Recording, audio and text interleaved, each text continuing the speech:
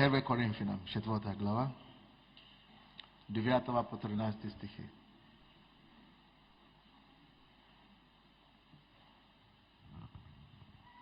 Первый Коринфянам, 4 глава, 9 по 13 стихи.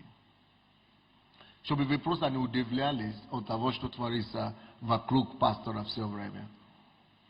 Ко мне сейчас звонил один из пасторей Киева и мне говорит: ну что ж, пастор Сандей, что теперь сейчас мне скажет? То есть все ждут ответа от пастора Сандей. Я говорю: я же не Господь Бог. Я тут же молюсь. Давайте мы все будем молиться. 1 Коринфянам, 4 глава, 9 стиха. Ибо я думаю, это апостол Павел говорит, и я проповедую сегодня на тему приговор апостолов. Приговор апостолов. И не только апостола Павла, как вы видите от слова апостолов, это приговор всякого человека, кто имеет апостольского призвания.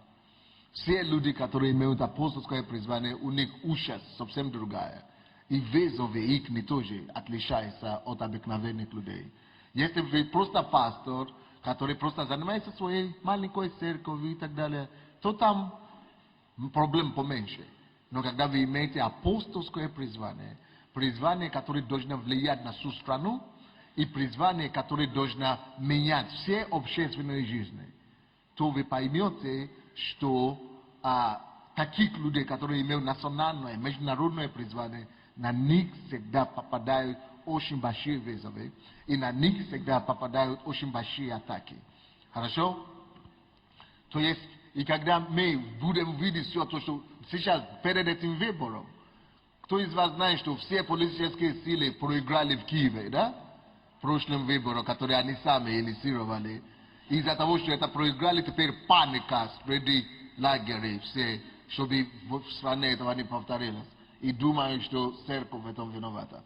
Поэтому все, что будет твориться, все, чтобы вы, церковь, были подготовлены. Потому что есть некоторые люди, наши же члены церкви, которые не обузданы, и которые не в курсе, что творится.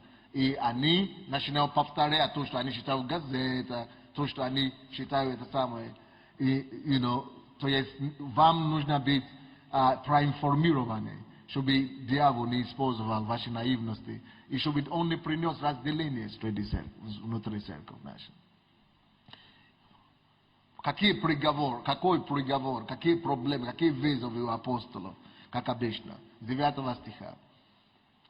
Ибо я думаю, что нам, последним посланникам, Бог судил быть как бы приговоренными. Видите, откуда я взял слово приговор?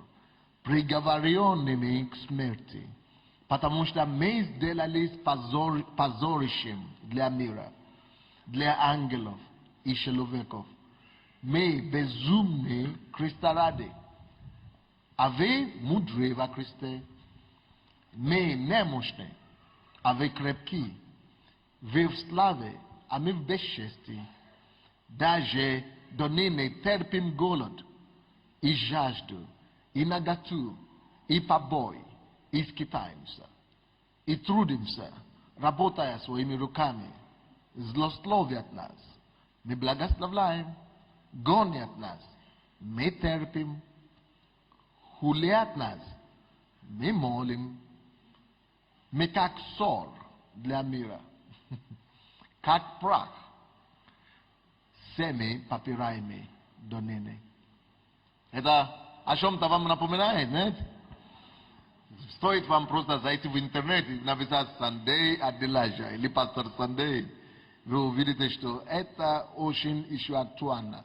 Но видите, когда Библия пишет, когда апостолы писали, да, и Библия вообще что-то пишется, это не только для тех, которые жили тогда.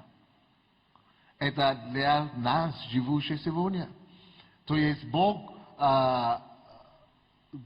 вводит их своим духом, чтобы они писали эти вещи. Чтобы когда с нами начнут происходить такие вещи, чтобы мы не испугались, чтобы мы не смущались. И чтобы мы даже и не дрогнулись. Я уже однажды дал Богу слово, что если мне придется положить свою жизнь за украинского народа, чтобы эта страна стала на колено, я это сделаю. А кто-то говорит, что пастор, если вас обвинят за эти все вклады людей, я говорю, зачем мне создать пирамиду, когда люди уже десятину в церковь носят? Это нелогично. Но даже если говорят, что это самое, тюрьма это привилегия большая. Потому что Павел сидел, Петр сидел, а я еще не сидел. Что-то несправедливо. То есть, это я пошутил, ничего страшного. Нам это не грозит. Но больше грозит, действительно, больше грозит, не дай Бог, чтобы кто-то не наносил нам физические уроны, больше всего. Потому что они от перепуга могут натворить, что хотят. Но все равно это нормально для апостолов, это нормально для людей, которые Бог хочет использовать на уровне страны. Когда вы начинаете говорить на уровне страны, когда вы начинаете улучшать жизнь людей, простить людей, когда вы начинаете давать людям шанс, когда Бог творит чудеса и знамения, то есть дьявол от этого несчастлив, от этого дьявол не в восторге. И здесь, в этом 9 стихе написано, 9 стихе, ибо я думаю, что нам, последним апостолам, вот это слово посланникам, на самом деле в оригинале написано апостолам. Нам, последним апостолам, Бог судил быть как бы приговоренный к смерти. Как бы не физической смерти, а вот к нам будут так относиться. К нам будут, вот как Инга, я иногда захожу в интернет, в форумы, и я вижу, она отписывает, я знаю, пастор, он не такой, он хороший, он отбивается за меня там. А они там говорят, мы его сейчас, это самое, а она пишет. Но, слушай, наша война не физическая. Это ужас людей, которые имеют апостольское призвание. Потому что, вот меня вызывал в кабинете, да? Высокий говорят, пастор Сандей, вы делаете хорошие дела, мы это знаем, но не надо говорить, можете, только. Не надо, зачем вам? То есть будет тихо, где-то сидите, что вы. Они меня хотят делать беззубного тигра или собаки. Они хотят меня сделать безмолвный, чтобы никто, чтобы как все, да? Которые влияния нету на страну, ни улучшения, ни это самое. Зачем тогда вообще за Христа стоять? Нет, мы будем кричать, мы оправдываем, об истине, о справедливости, мы будем провозглашать Царство Божие, пока его истина не воцарится в этой стране. Аминь. Пусть относятся как хотят, но к апостолам так относились. Апостолы выдержали это. Если вы прочтете историю церкви, вы поймете, что то, что у нас, это ерунда. Это ничего. В сравнении с тем, что говорили о верующих, первые христиане, которые жили. Они положили свою жизнь за эту веру, чтобы эта вера дошла до нас. И их бросали. Представьте себе. Только потому, что люди верят не как остальные в Бога живого, в Иисуса, что на них натравили львов живых. Их бросали, ограждали, и бросали на них львов, чтобы их растерзали живых. Это в истории это написано. То есть то, что писали о них, плохо говорили, их арестовали сотни раз. Так что это норма, друзья, не испугайтесь от этих вещей. Потому что дьявол только это хочет добиться, чтобы был страх, и чтобы народ начали кидаться, и говорить, что может быть я не туда попал, или действительно это секта, и так далее. Сколько мы уже прошли? Кто в этой церкви больше 10 лет, там уже не страшно ничего. Тот уже все увидел. Но я это говорю сейчас для людей, которые, может быть, еще первый раз, потому что у нас было затишье маленькое. И теперь новые, это самые ярости. Поэтому, чтобы вы просто знали, что это норма. к нам будут относиться, я вообще, я так к себе тоже и отношусь, как приговоренный к смерти. Распиняют каждый день. И если ты не будешь себя настроивать, как приговоренный, тебе будет больно каждый раз. Ты будешь плакать от их действий каждый раз. Но когда ты видишь себя как приговоренный, мертвому, да, когда бьют мертвого, он не чувствует. Мертвому не больно, если его будут бить. И поэтому лежащего уже не бьют, потому что если он мертвый, бьешь, что-то ты себе наказываешь. Это то же самое, что ты стену бьешь. Поэтому если мы почитаем себя мертвыми во Христе, и мы знаем, что наша сила и наша крепость в нем, и мы держимся за него, собака лает, а караван идет.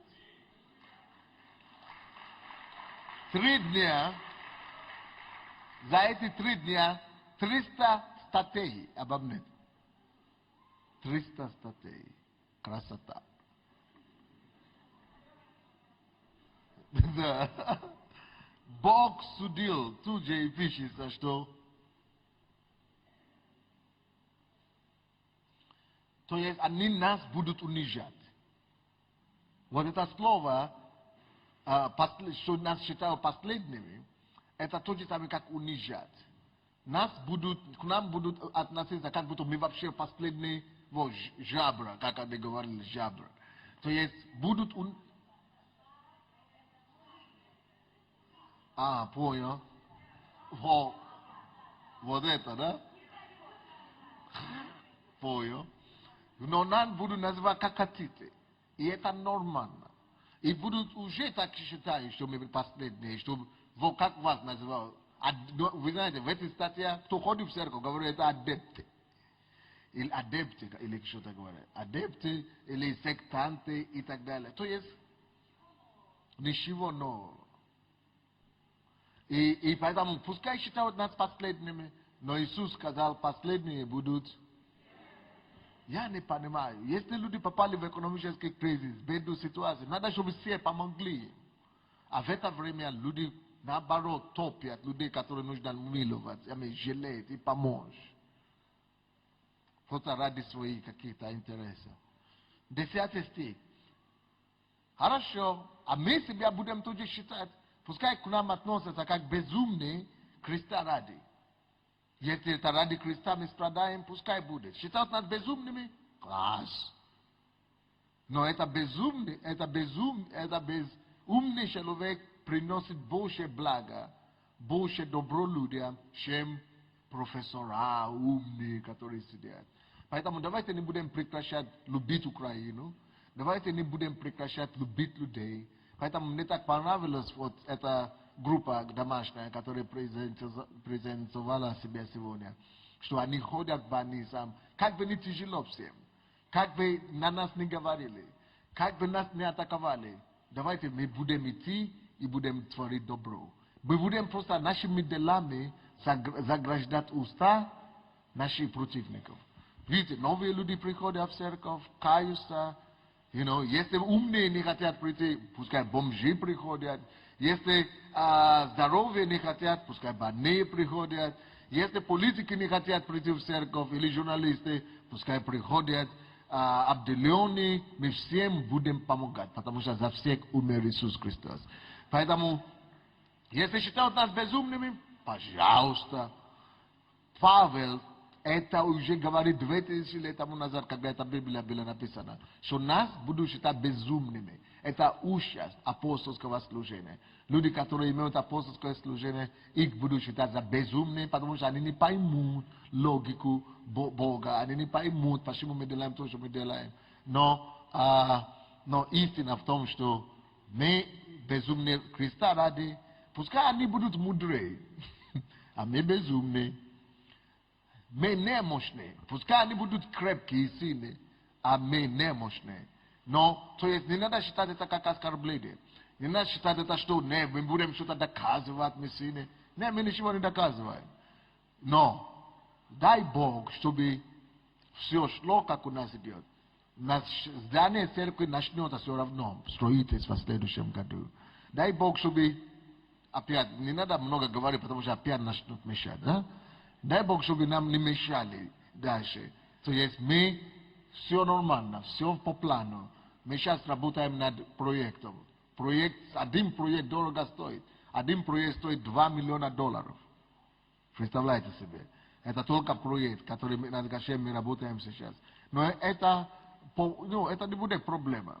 Бог это поможет нам это сделать. Мы сделаем это проект, надо полгода только, чтобы работать над ним.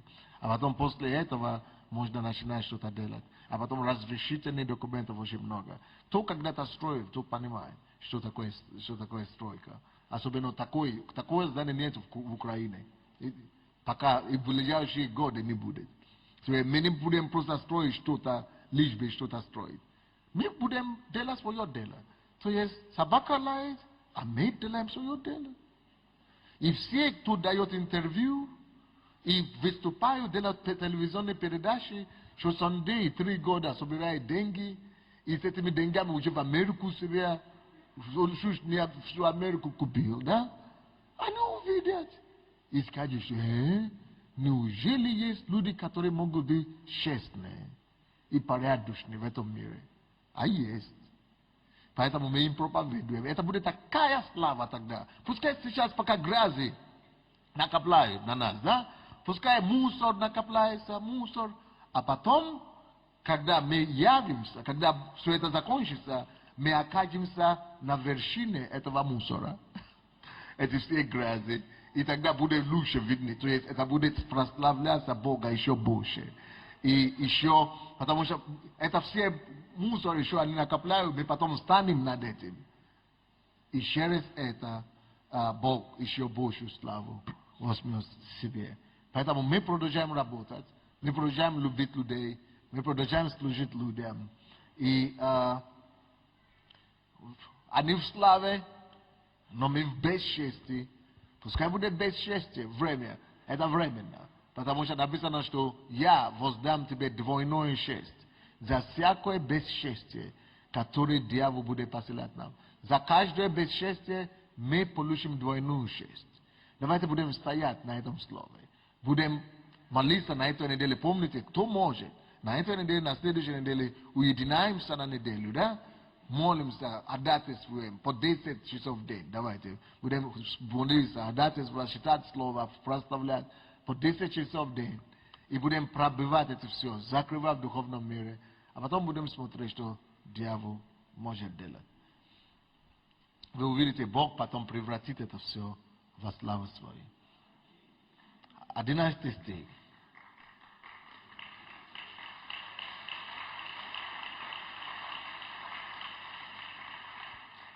Нам еще не так плохо. Здесь по поводу апостолов, посмотрите, что они прошли. 11 стих. Даже до ныне терпим голод. Они физически терпели голод. Да, сейчас экономически тяжело в стране, ко мне приходят, каждый день я принимаю людей.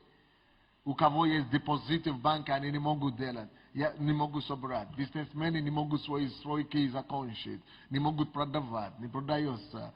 Но даже простые деньги, но перечисления не доходят. Разные и все ко мне идут. Последние 2 недели у меня как снег. Со всех сторон выпадает. Кто-то должен друг друга, люди должны друг друга. Но кто-то, какой-то компания упала, им потеряли инвестиции ко мне. Еще и журналисты присоединились к этому. Веселая жизнь, да? Но и все, кто ко мне приходят, да, ко мне приходят, что нечего платить за больницу, что операция, что нужны деньги, нужно то, другое. Но нету еще, кто пришел, да, чтобы сказать, что пастор нечего кушать. А у них это было, не было ничего кушать. Слава Богу, что за Стефани, народ идет кушать Стефани. Но вот у них это апостолы, это не просто какие-то бомжи или без неимущие люди. Это апостолы. И они терпели голод не потому, что они не работали. Или они не хотели, но они не могли это сам. Их выгоняли везде. Их гнали, над ними издевались. Они терпели голод, потому что их просто, притесняли их настолько, то есть их гнали физически, что даже не было что кушать или выращивать что-то. Терпели голод, жажду, даже наготу. Помните, как один апостол Павел однажды, проповедуя, его взяли из третьего или какого-то этажа выбросили и думали, что он умер. Но вывезли, не с третьего этажа, вывезли за городом и сверху горы бросили туда, подумали, что он умер. Пока люди не окружали его, не помолились, он встал и пошел. То есть физически были трудности. Уничижали апостолы, это апостолы Божьи. И они не роптали на Бога. Потому что некоторые из нас сейчас будут тоже атаки на вас. Вы будете начинать задавать вопросы, а где Бог смотрел, а почему Бог не вмешался, а почему Бог не сберег. Слушай, если мы начнем указывать паузу на Бога, тогда нам некуда бежать. Потому что дьявол приходит, чтобы украсть, убить и погубить. Не Бог виноват. Иногда мы сами виноваты. Иногда дьявол виноват.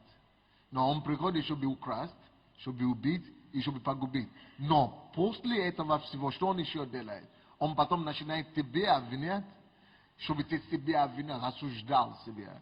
Или же он на Бога начинает указывать пальцем, на Бога начинает осуждать. И так, чтобы тебе некому было идти пожаловаться. Потому что если мы начнем на Бога то есть обвинять Бога, да, то тогда кто нас спасет, кто нас бережет, кто нас избавит. Поэтому, слушайте, не вини Бога. Не вини Бога и не стань соучастником чьего-то греха. Вот кто-то, пастора будут винить, или церковь будут винить, или кого-то, или присоединиться к журналистам. Не будь участником чужого греха. Не будь участником чужого греха. Ко мне, допустим, сейчас приходят некоторые люди и благодарят, некоторые люди говорят, что слава Богу, я не попался. Так далее. Но это не время сейчас, чтобы радоваться на чужой горе. Это время нам объединиться сейчас. Это не время обвинять друг друга. Это время, наоборот, поддерживать руки друг друга. Это время сейчас консолидировать свои усилия и молиться, и поддерживать друг друга. И если кому-то тяжело, это время действительно поддержать братьев и сестер. Если какое-то тело болит, какой-то член тела болит, то все тело болит. Если зуб у меня болит, представляете, я чувствую это по всему телу, как будто я больной, это я. Поэтому если какое-то тело из наших людей здесь больны, то мы все болеем. Так что давайте мы будем поддерживать друг друга. И будем знать, что какие бы у нас не были давления моральные, наши все гонения, это больше моральные. Это больше атаки такие моральные. Опасность грозит, может быть, только пастора. Но вам нет, вам просто моральный. Просто поэтому молимся. Они, наоборот, верующие все и апостолы, страдали жаждой, наготой, побои, физически, скитались. Но сейчас у нас этого нет. Поэтому у нас еще есть дом, где жить. Мы еще можем искать лицо Бога. Мы можем походатайствовать. Давайте это будем делать. Мы будем благодарить Бога все равно за все. И чтобы все это и для Украины политически закончилось хорошо. Чтобы все это и для экономики Украины закончилось хорошо. Чтобы все закончилось хорошо, особенно для верующих. Но не забудьте, мы найдем, если у нас будет правильное отношение, мы найдем долину в этом источнике. Мы найдем долину. И если источник, прошу прощения, мы найдем источник в этой долине. Где эти проповеди, которые у вас были? Мы найдем источник. Бог сделает, чтобы я уже читал такую проповедь недавно. За последний месяц, вообще-то, желаю вам брать эти проповеди и слушать, если у вас давление или какие-то вызовы.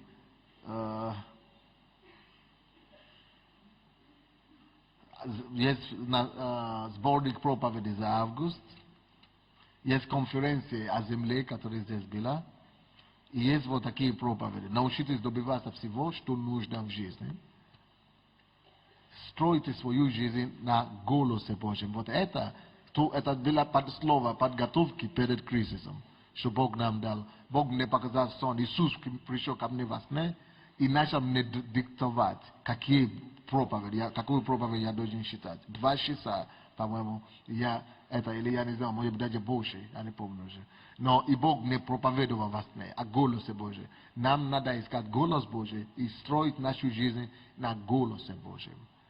И об этом я здесь читал, а потом я читал это на лидерском. Давайте отнесемся к этому серьезно. Будем строить свою жизнь на голосе Божьем. Потому что в этом же время Бог мне показал, что будет 2 периода в жизни страны и в нашей церкви. Я видел тяжелое время, которое длилось где-то, сколько я сказал, 2 месяца или 2 года? 2 года. 2 года. Будет такой кризис, который длится 2 года. Это то, что я видел во сне. И потом, в этом кризисе многие люди, давайте я вам это скажу. Я это раньше не говорил, просто сейчас я это скажу, чтобы я видел, как люди шли на самые крайние вещи. Это не верующие только, но это казалось верующие тоже, некоторые верующие. Но чтобы этого не было с вами, предупреждаю, я видел, что в Украине люди некоторые начали заканчивать жизнь самоубийством, потому что они не научены из-за проблем, из-за кризиса, в основном экономически. Некоторые люди начали разводиться, семейные проблемы стали больше. Некоторые люди оставались на улице, теряли все, потому что неправильная реакция. Не из-за проблем, но из-за неправильной реакции на проблемы. Я вас предупреждаю сейчас, чтобы вы передавали своим, научили, передавали эти кассеты, чтобы люди подготавливались, чтобы не дали себе падать туда, куда дьявол тащит людей. Не позвольте себе падать в депрессию, и не позвольте дьяволу через депрессию начинать мысли неправильные вам поселять. То есть проблемы приходят и проблемы уходят. Написано, что мы все изменимся, все меняется. Если вы хотите быть уверены о каком-то принципе в жизни, один из главнейших принципов жизни в том, что все изменится. Не останется навсегда ваше тяжелое положение. Потому что в этом сне, после того, как эти ребята уже огорчились и уже начали на себе плохое вещи делать, прошло 2 года или какое-то время, и вдруг другая картина. Я вижу, как еще в миру продолжает быть плохо. Но в церкви люди начали торжествовать. Такие благословения, такие процветания, такие благодать. Такой вышла церковь с огромной победой. И все начали радоваться и так далее. Поэтому надо держаться и пройти. Не позволить дьяволу пользоваться вашей слабостью. Надо держаться и пройти. Не надо спешить разводиться. Не надо спешить бросать детей, или мужей, или жен и так далее. Не надо позволить проблемам разрушить вас. Выдержите. Написано, что сделавшие все стоят. Вот, давайте научимся стоять. Стоять в Боге, стоять в вере и искать голос Божий, чтобы послушаться Ему и делать все, как Он нас будет вести. Те, которые будут слушать голос Божий, они вообще не почувствуют этот кризис, потому что они будут действовать вовремя, они будут принимать правильные решения. Голос Божий будет отличительная черта для нас в этом кризисе. Когда мы были в Англии недавно, мы встретились с одним пророком, который говорит, что Бог, Иисус пришел к нему и взял его на небо. Взял его на небо и показал ему, что это кризис будет. И что он показал ему? Он показал ему, что это кризис все подготовит мир к последнему урожаю. Слушайте внимательно. Из 2009 года по 2011 года будет интенсивный кризис. Он подтверждает то, что я уже здесь проповедовал. Но в этом кризисе верующие, которые будут слушать голос Бога, весной 2000 года, именно верующие будут находить источники Бог будет выводить верующих через его руководство, через его голос. Он будет давать им сверхъестественные направления, сверхъестественные проекты, сверхъестественные избавления, а те все вошли в это, да, верующие, может быть. Но верующие, которые держатся за Бога, которые ищут его лицо, Бог будет начнет поднимать, и будет разница между служащим и неслужащим. Но будет эта кризис подготовить мир к мировому пробуждению. И с 2011 года по 2015 года, что будет? Начнется новое излияние Божьей силы. Так что за эти 2 года первые, 2009 по 2011, будет очистка церкви. Ну, потому что эти испытания, не устоявшие люди, и люди, которые не держат за Христа, они отпадутся. И вряд ли, не дай Бог, они на Царство Божье могут попасть. То есть это будет так тяжело, что это будет, как мы проходим через огонь, который нас очистит и оставит только сами Бога.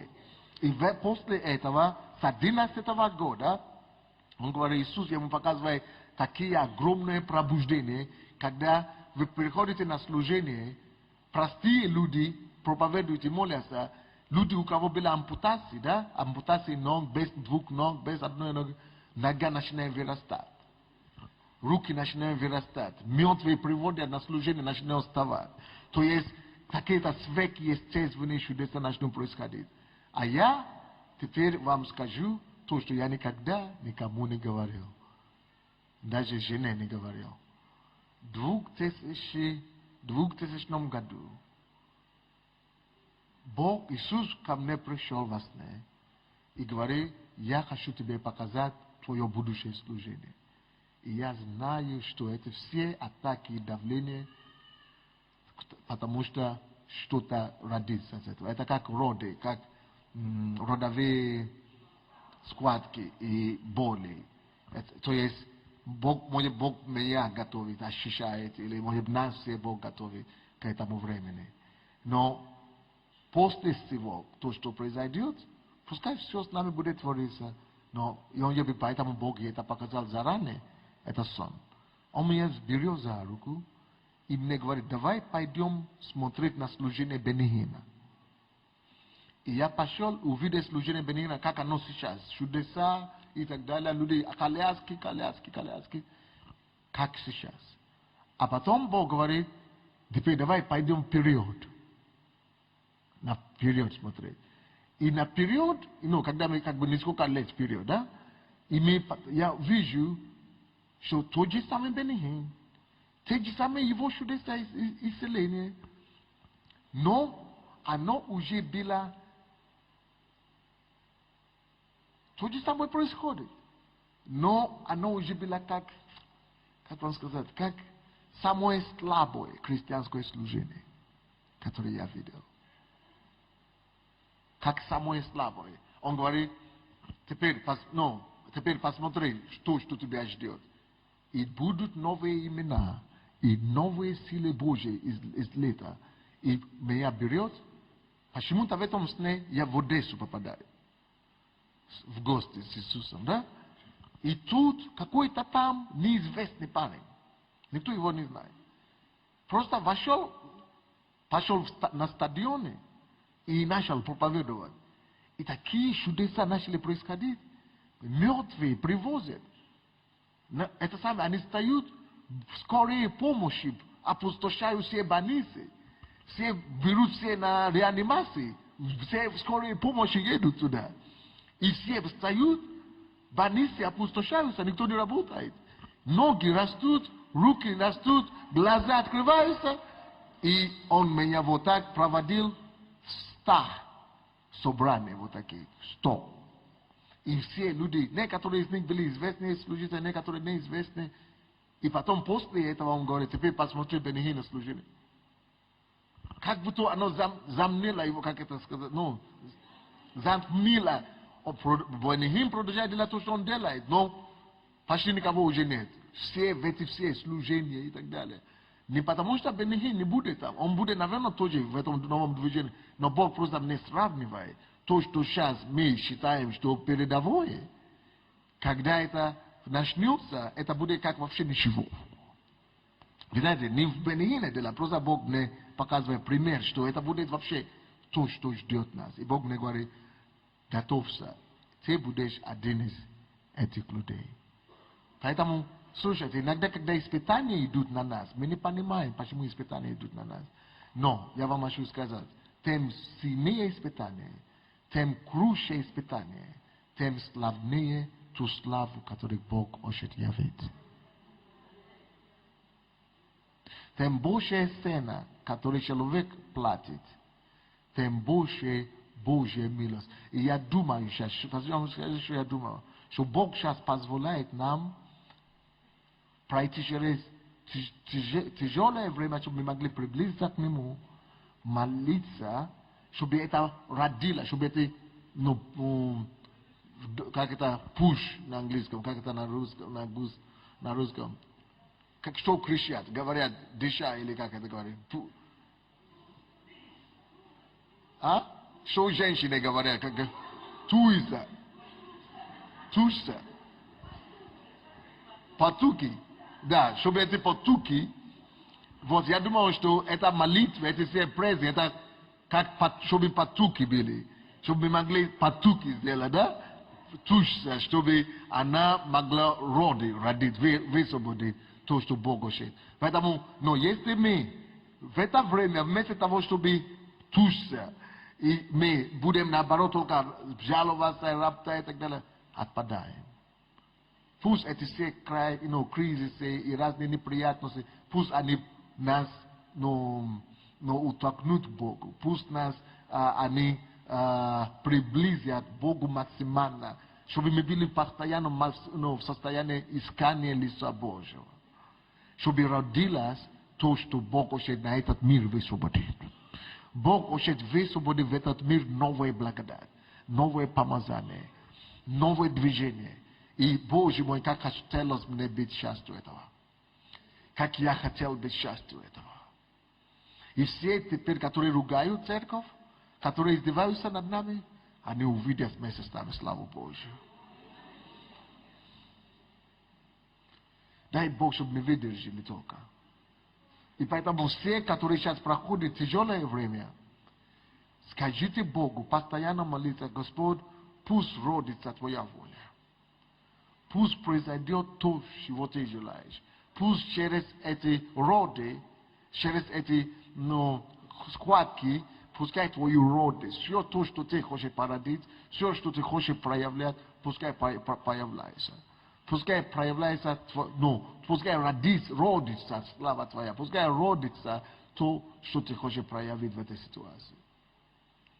Но никогда не бывает роды без хватки и без потуги. Мы должны эти потуги пройти, эти схватки мы должны пройти. И я увидел это. И когда я был в Москве, и я, честно говоря, я признаюсь, вы знаете, мы тоже верующие, да? Иногда, почему это человек сказал, что верю, но помоги моему неверию. Иногда мы с вами, почему мне это достало? Потому что, честно говоря, я это написал, да? То, что когда Бог это мне сказал. И что я думал? Какое служение Бог мне даст? Я думал, это сейчас январь. Значит, следующего месяца. Так, где же эти без руки, без ног?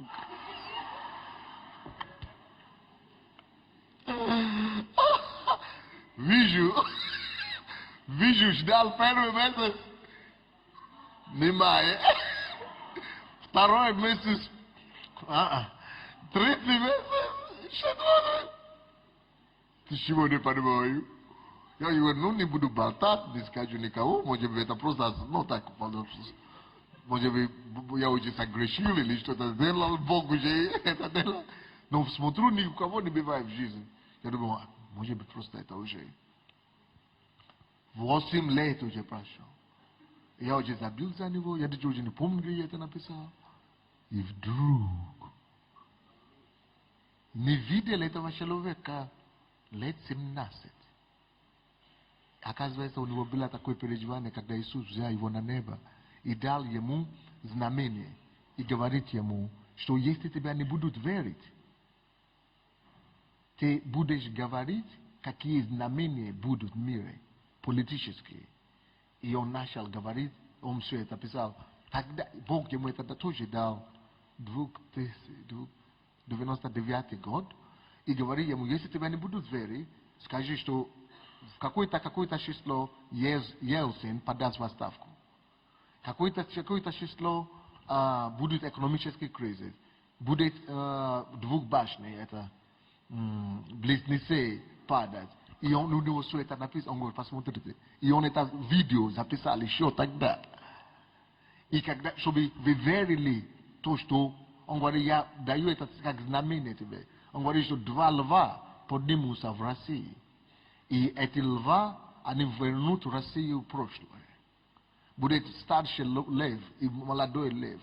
И они будут, он так пишет еще вещи, которые я не хочу сейчас говорить, которые они эти затворят с нашим миром. И говорит некоторые физические знамения мировые, чтобы подтвердить, что то, что Бог ему так говорит, то, что я тебе говорю, в отношении церковь произойдет. И я говорю, Бог мой, слава тебе, Господь, а то я уже сдался. Оказывается, это еще даже не сейчас. 2011 года. По 15 года. Но он говорит, что когда уже 15 год, Иисус меня бросил, оставил, вернуть на землю. И я говорю, я в 15 год уже не могу, уже не вижу. 15 год уже, так, затемненно вижу. 16, 17, 18, я уже не вижу. И я говорю, что это такое, Господь, расскажи мне, что потом будет. Он говорит, Иисус просто удалялся. И говорит, я не знал, что это значит. Либо я проживу на земле только до 15-го, либо наш мир приходит к финалу своему. Либо просто Иисус придет, собирать свою церковь в это время. Либо не знал, что будет. Поэтому, ребята, мы должны успеть. Мы должны успеть.